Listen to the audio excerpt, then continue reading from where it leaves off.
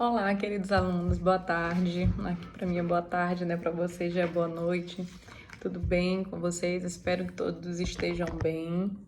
Vamos dar continuidade aqui às nossas aulas de direito de meio ambiente e sustentabilidade, né? Então, na última aula nós falamos muito sobre licenciamento ambiental, as dificuldades que temos de compreender a competência material de cada ente quando se trata de licenciamento. Vimos lá no Sistema Nacional do Meio Ambiente que existe essa dificuldade, existiu, né, durante muito tempo de entender qual órgão seria o competente para a emissão da licença, a importância dela, né, nós já vimos lá no artigo 225 da Constituição o quanto ela é importante para avaliar a viabilidade, o impacto ambiental que as atividades que possam vir a ser causadoras ou tenham possibilidade de causar danos ao meio ambiente seja avaliada antes mesmo do seu início, né? Então, isso tudo foi falado e eu achei por bem, então, hoje começarmos a tratar sobre licença ambiental, né? Nós já vimos que é necessário o estudo prévio, né, de impacto ambiental para que as atividades sejam realizadas. E, por fim, vem a licença, né? A licença para o funcionamento. Então, como é conseguida? Quem são os autores, né? Quem pode fazer a avaliação se uma atividade ela pode ser desenvolvida? Né? Como é feita a análise para que as licenças ambientais elas venham a ser concedidas, né? Uma licença prévia, a licença de instalação, a licença de operação, né? São os 3 tipos de licença que nós vamos falar aqui ainda sobre a competência para licenciar. Tudo isso faz parte aqui do nosso tema de hoje, né? Então, primeiro a gente vai falar sobre as considerações preliminares no texto que eu já vou deixar disponível para vocês aí na plataforma, é que há certas atividades econômicas, atividades ambientais, é necessário uma avaliação prévia do Estado para que elas venham estar funcionando, né?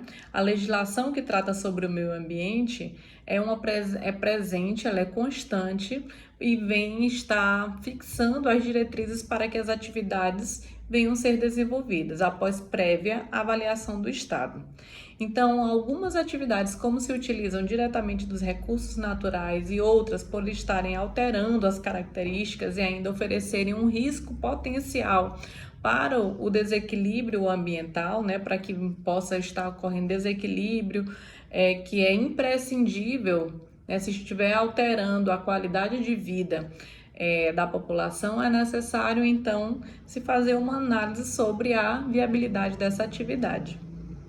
Então, como o meio ambiente é ecologicamente equilibrado, é um direito que ele é inalienável à coletividade, né? Nós já vimos lá atrás quando falamos das conquistas ao direito. Então, lá no meio ambiente ecologicamente equilibrado faz parte desse movimento que vem se tratar, que vem se proteger a vida e faz parte da nossa indicação aqui que é necessário que se venha proteger o meio ambiente para que a vida seja protegida. Então, como direito de quinta geração, a humanidade conquistou e vem conquistando cada vez mais esse suporte, que é dizer que a qualidade de vida do homem está atrelado ao meio ambiente. Então, é necessário termos um meio ambiente ecologicamente equilibrado. Então, para isso, vem incumbir ao Estado controlar todas as atividades que possam enfrentar, né? Venham estar afetando o equilíbrio e o atendimento do artigo 225 se fez necessário a sua descrição para que o objetivo final, que é a proteção ao meio ambiente, ele venha a ser atingido. Então, entra em ação a Constituição de 88, mas antes dela veio a Lei 6.938/81, que nós falamos também na última aula, que veio a instituir a Política Nacional do Meio Ambiente, né? Então, o artigo 225 já foi uma consolidação dessa lei, né? O espírito já era esse de empreender para a proteção ao meio ambiente. Então, essa lei ela vem elencar quais são os instrumentos que estão disponíveis para essa consecução do objetivo, né? Que é o licenciamento das atividades que são potencialmente causadoras ou poluidoras, né? Causadoras de danos ao meio ambiente ou poluidoras. Então, dentre os instrumentos para a consecução desse objetivo, se trouxe o licenciamento ambiental como sendo um fator, né, de análise inicial do poder público. Enquanto tem o seu poder de polícia, é necessário se passar por ele para que as atividades sejam desenvolvidas. Então, nós podemos observar que a poluição, na definição lá do artigo 3º dessa lei, Lei 6.938/91, significa que é a degradação da qualidade humana, da qualidade ambiental, desculpem, que possa resultar em prejuízos à saúde, ao bem-estar da população, a atividades sociais, econômicas, a biota, as condições estéticas, sanitárias do meio ambiente, bem como o lançamento de matérias ou energia em desacordo com os padrões ambientais estabelecidos, né? Então, tudo isso que eu acabei de dizer, a degradação ambiental, perpassa por todas essas atividades sociais e econômicas, estéticas ou sanitárias que venham estar alterando ou em desacordo com os padrões ambientais estabelecidos. Vale dizer, né? Podemos ainda ressaltar que as atividades humanas que resultem em alguma modificação, que possa causar algum prejuízo imediato em consequência das que exista risco de ocorrência de ocorrências futuras, estão sujeitas ao controle dos órgãos competentes, conforme disposto nas normas correspondentes que nós já listamos aqui, lá na Lei 6.938/91. Então, essas atividades que vão resultar em alguma modificação diversa que possa causar prejuízo de imediato ao meio ambiente, elas devem passar pelo crivo da análise do poder público para serem efetivadas, né, para serem concretizadas e trazidas ao meio ambiente. Continuando, o nosso texto diz assim: por ser mais usual e conhecida, optamos por utilizar então a expressão licenciamento ambiental ao longo desse trabalho. Se começou para definir o processo de concordância do poder público com as obras ou as atividades econômicas, atividades condicionadas à aprovação do Estado. Então, as atividades que são condicionadas à aprovação do Estado, é necessário se passar por um procedimento, e esse procedimento deu-se o nome de licenciamento ambiental. Embora em muitas hipóteses não se trate de uma licença na concepção administrativa da palavra, mas sim uma autorização, que nós vamos ver mais um pouquinho à frente, certo?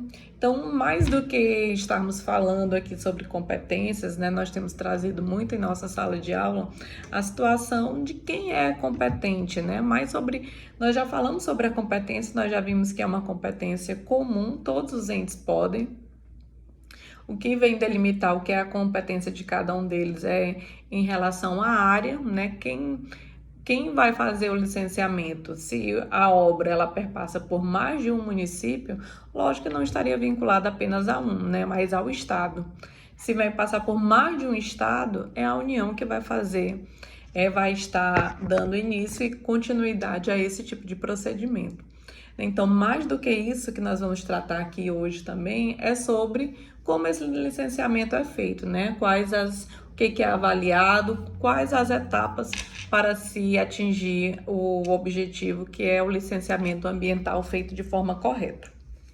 É um dos mais importantes instrumentos para a garantia da qualidade de vida, né? Então, a gente não pode falar, ou por mais que a gente venha discutir sempre em sala de aula, que é necessário termos uma equipe ambiental, uma equipe que trabalhe tanto nas secretarias de meio ambiente, nas secretarias municipais, estaduais e federais, dentro do Ministério, né?